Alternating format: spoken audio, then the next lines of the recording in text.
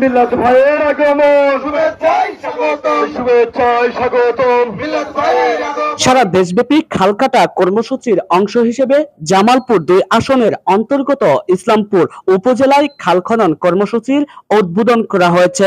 অনুষ্ঠানটির উদ্বোধন করেন বেসামরিক বিমান পরিবহন ও পর্যটন প্রতিমন্ত্রী এম রশিদুজ্জামান মিল্লাত।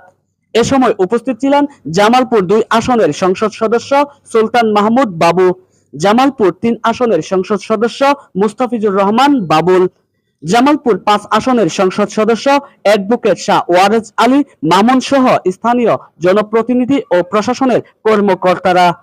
উদ্বোধনী কার্যক্রমের অংশ হিসেবে ইসলামপুর উপজেলার কাটাখালী এলাকায় প্রায় 12 কিলোমিটার দীর্ঘ জিয়া খাল খননের কাজ শুরু হয়। এ সময় প্রতিমন্ত্রী বলেন, খাল খনন সম্পূর্ণ হলে এলাকার কৃষি উৎপাদন বৃদ্ধি পাবে, সেচ ব্যবস্থা আরো উন্নতি হবে এবং বর্ষা মৌসুমে জলাবদ্ধতা অনেকাংশ কমে আসবে। মন্ডল ভাই, ইসলামপুর।